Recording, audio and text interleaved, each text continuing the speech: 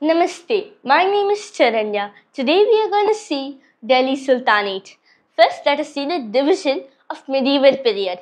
Medieval period in India was from the 8th century to the 18th century. Historians divided this medieval period into early medieval and late medieval. Early medieval was from the 8th century to the 13th century, and late medieval was from the 13th century to the 18th century. 5 years here, 5 years here. This is how they divided medieval period. During the medieval period, there were many changes that took place in India. The main cause for these changes was the rise of two main religions, which was Christianity and Islam. Which was Christianity and Islam. Now let us see about the invaders who came for India during this medieval period. Not actually medieval period, invaders who came for India. In 1712 CE, Muhammad bin Qasim, he was an Arab who came to India. He defeated the ruler of Sindh and conquered Sindh. But Arabs, after the death of Muhammad bin Qasim, could not spread their power and could not establish their kingdom. So they couldn't spread their power. So after Muhammad bin Qasim's death, Arabs did not continue in India. They went back to their place. And after that, Mahmud Ghazni, he was the next invader who came. 1001 CE, that time he had come. Let us go into Mahmud Ghazni's ruling. So he was coronated at 1998 CE. At Ghazni, he was coronated. In the sense, he took his kingship during 1998 CE. He ruled for 25 years. During these 25 years, he had raided India 17 times. He raided India. Let us look into the important traits. Before that, let us see about one poet. We can find Al-Biruni. Al-Biruni was a poet who was in the court of Mahmud Ghazni during his time.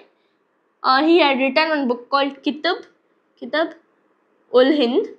Through this only we can find out about the history during Mahmud Ghazni's time from this book. This is about Al-Biruni, Kitab ul Hind, about his raids. Now let us find out the reasons why invaders had raided India. The two main reasons that we can find is a weakness of central powers. Weakness of central powers. And then lack of unity. Powers. Lack of unity. So the main thing for any invader to come and conquer is, first thing, it will be weak. In India, the central powers were very weak. So it was very vulnerable for all invaders to come and invade. And the next thing was, there was no unity between one king and one king. Only some were friends, but there was no major unity. So this also had made a very good benefit for those invaders. So let us look into some important raids of Mahmud Ghazni. Major prominent raids. In 1001 was Mahmud Ghazni's first raid to India. That was to Punjab. The ruler of Punjab was Jaipal. It was Jaipal. So what happened in this raid? Jaipal was defeated and Punjab was conquered. And the next prominent was in raid was in 1008 to 1009 CE. Here it was against the ruler of Anandpal. Anandpal was the son of Jaipal, and that raiding happened near Peshawar. It happened near Peshawar. So this raiding happened near Peshawar. This is about Anandpal and that raid. Afterwards, we can see another prominent raid was in 1009 and 1014. The places which was raided was Nagarot and Taneshar. So these were the places that was raided in 1009 and 1014. After that, the next prominent was in 1018 CE. This was against Mathura. So what happened here? Actually, Nagarot and Tanishwar, during this raid, the temples also were looted. In Mathura also the temples were looted. All the wealth was amassed. And in 1025 CE, the raid to Somnath temples. Somnath temples. What happened in this raid was same thing. The temples were looted, and the Somnath temple gate. That gate also was carried to Mahmud Ghazni's place. There he used to decorate his capital. Then you can understand how well the temple doors, the carvings, the architecture was in India. So well that Mahmud Ghazni took off the gates itself to his place. So this was about this 1025 raid. And then in 1030, Mahmud Ghazni died. What happened after his death? After his death, his successors were very weak and inefficient. And then this Gori, where is he? Muhammad Gori, he had conquered the place of Ghazni and made it a part of his kingdom. His kingdom's name is Gor. So he conquered this Ghazni and made it a part of his kingdom, Gor.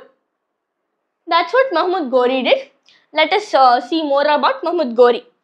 We'll also see the differences between his raids, between this Mahmud Gori's raids and Mahmud Ghazni's raid. First, let us look into his rulings. We know that he had conquered. He also raided. He raided India 12 times. 12 times he raided India. One of the raid we can see is 1175 to Multan. The differences we can see is this Muhammad Ghazni. He was interested in spreading Islam and he wanted to conquer and take as much as wealth to his place. But this Gori, he was not so interested in spreading Islam. All he wanted is to establish his kingdom. That is the differences we can find between Gori and Ghazni. And the next thing we can find is the Battle of Tarain. There are almost 3 battles. These 2 battles, second Battle of Tarain and the Battle of Chandwar, mark the rule of Delhi Sultanates. I'll show you. First thing, we'll check about the first battle of Tarain. First Battle of Tarain. What happened in this battle? It was fought in 1191 CE. It was fought between Prithviraj Chauhan and Gori. It was fought between Prithviraj Chauhan and Gori. And in this battle, Gori was so badly defeated that he fled to his country only for his life. That much bad his case was in the first Battle of Tarain. Again, in second Battle of Tarain, Gori came back. Gori was a firm man and was a man of determination. So he came back to avenge his defeat. And again there was a battle between Prithviraj and Gori. In this battle, Gori won and he established his rule. After this battle, we can see the Battle of Chandwar. Chandwar. So in this battle, what happens is Gori and Jaichand, they fought. In this battle also, Gori only won. These 2 battles mark the rule of the Delhi Sultanates. So the Delhi Sultanates are the Turkish rulers who ruled India. They ruled Delhi, so they were known as Delhi Sultanates. Sultan is a name for a Turkish ruler. Actually, he was the person who started. The first Delhi Sultanate ruler is Qutbuddin Aibak. Now, who is he? Qutbuddin Aibak was a slave. This Qutbuddin Aibak was a slave for Gori. He was Gori's slave. After Gori had conquered these places during the second Battle of Tarain, first Battle of Tarain and the Battle of Chandwar, after he conquered, he had appointed his slave Qutbuddin Aibak to take care of the conquered territories and he retreated back to Gori. And that time, Gori died in 1206 CE. 1206 CE, he died. There was a battle which was going for power. like power struggle, because Ghori lied who will be the next king. During that time, Qutbuddin Aibak emerged victorious. So he started ruling this part of India. It was the first Delhi Sultanate. As he was a slave, he founded the slave dynasty. About slave dynasty, we'll see in our next video. And another thing I forgot to tell you is the results of Muhammad Ghazni's raids. What were the results? The main results were this Punjab. It was occupied by Ghazni. I'm sorry, it was occupied by Ghazni. So it was kept under the control of Muslims for more than 150 years. So that was the result of Ghazni's raid. Now I'm discussing Ghazni's raids results. I forgot to tell you, so now I'm going to tell you. The main thing was Punjab was under the rule of Muslims for more than 150 years. And the next thing was India's economy was shattered. India's economy was shattered. And India's weakness, as this person raided India 17 times, other raiders would think this is so easy to invade India, let us also raid. So he created an interest in other invaders also. And the next thing was he used all those amassed wealth to decorate his capital, to beautify his capital, his own capital in Ghazni. These are the results of Muhammad Ghazni's raids. So we have completed all the topics of the beginning of the Delhi Sultanate. Still, we did not enter into Delhi Sultanate. After we enter into Delhi Sultanate, we can find the 5 dynasties. About all these 5 dynasties, we will be looking in our next video. Thank you.